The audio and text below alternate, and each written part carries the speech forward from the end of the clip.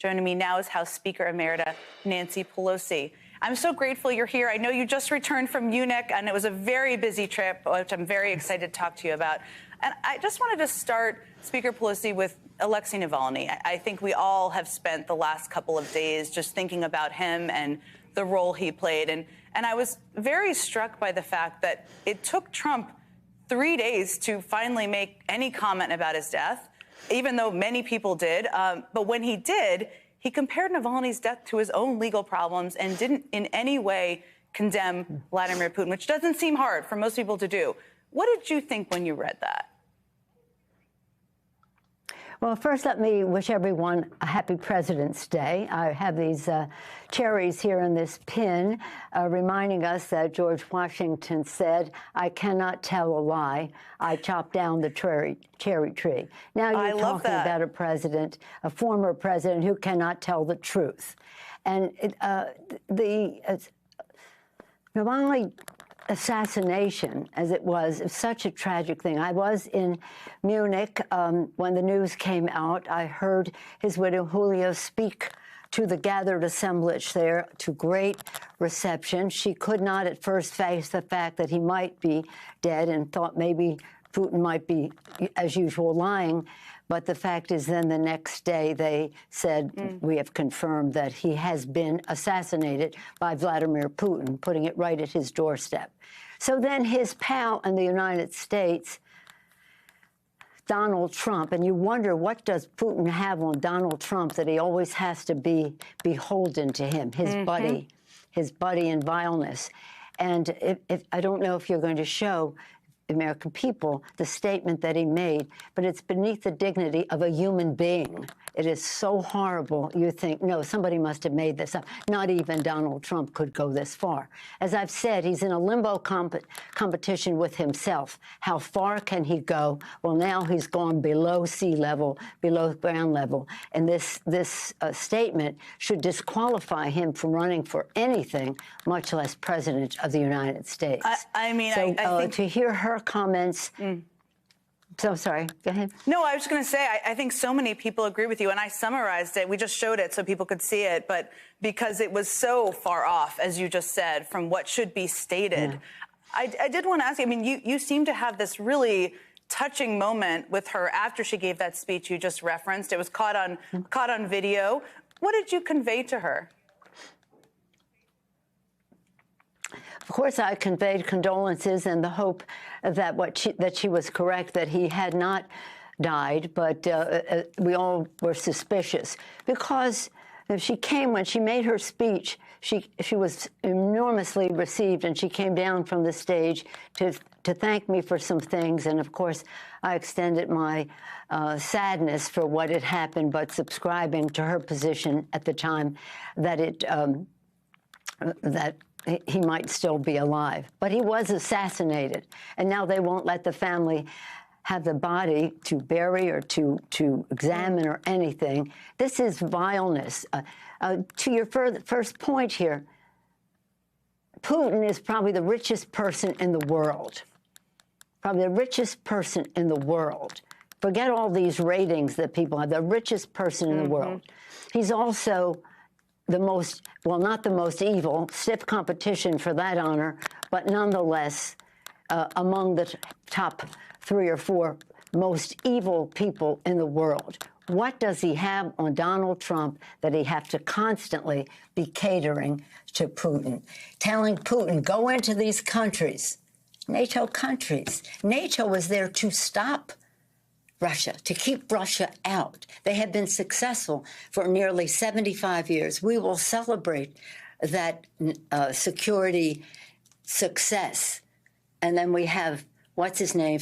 I usually have him nameless, saying he doesn't support NATO and encouraging Russia to invade NATO countries. He who shall not be named. I know Voldemort well, so there's another guy kind of like him. What do you think? We're all wondering this question, Speaker Pelosi. What do you think Putin has on him? I mean, it sure seems like something, as you've said a few times, given that he refuses to criticize him, that he seems to be a fanboy of him. Are you worried at all? During the Mueller... Go ahead. Sorry, go ahead. Well, first of all, First of all, we must be sure that he does not step 1 foot into the White House, not as president or not as anything. He has brought disgrace to the White House, to these presidents. I talked about George Washington. It's also President's Week for Abraham Lincoln. When Abraham Lincoln died, it was embroidered in his coat that night at that theater, "One country, one destiny." And he gave his life to unify our country. And now we have someone who had the honor of serving in the White House, didn't consider it an honor, didn't consider his oath of office to protect and defend the Constitution. And on this week, speaking out the way he did about Navalny shows you that he is a person without values. He looks like he's going to be a person without dollars either, but the values are what concern us. Yes, the dollars. So I don't know what he has on him, but I think it's probably financial. I think it's probably financial, either something financial he has on or something on the come. Yeah, well, let me ask you about that. As you just referenced, I mean, he owes a tremendous $500 million because of these civil lawsuits that were argued against him, and he lost.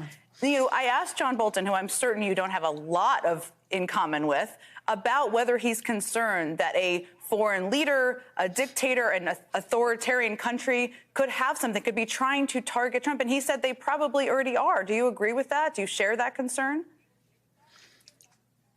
Well, I've always been concerned that the first trip he made as president of the United States out of the country was to Saudi Arabia. And you see now that his family is receiving investments in the billions from Saudi Arabia. But really, people care about what it means to them and their lives. And what also happened over the weekend is what happened in Alabama. Personhood in the Supreme Court, in vitro fertilization outlawed. I have a letter from my constituent who said, as a father, I would not be a father without in vitro fertilization. You have to fight this. You have to fight this. In Mississippi, we won 2 times when they tried a personhood. Mississippi. So make no mistake, don't be misled by his fraudulent, written up in the New York Times as a legitimate, what's happened to them, a legitimate proposal of a time limit on terminating a pregnancy. No ban on abortion. But also, let's talk about women just exercising their right or access to contraception or to in vitro fertilization. This is a very dangerous person when it comes to your family at your kitchen table.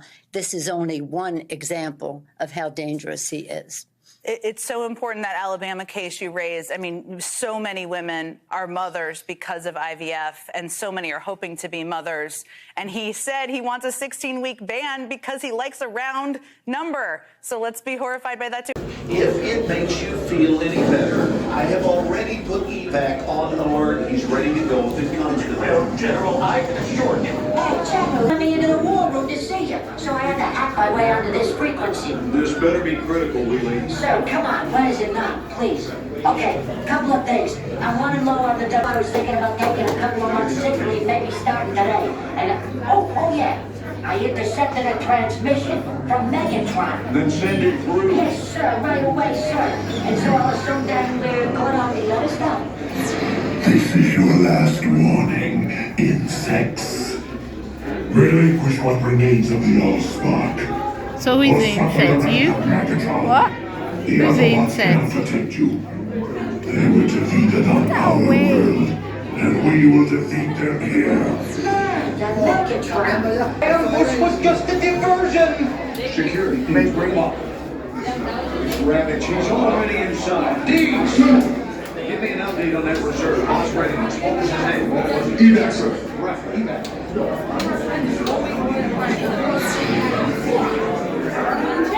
She's right in front.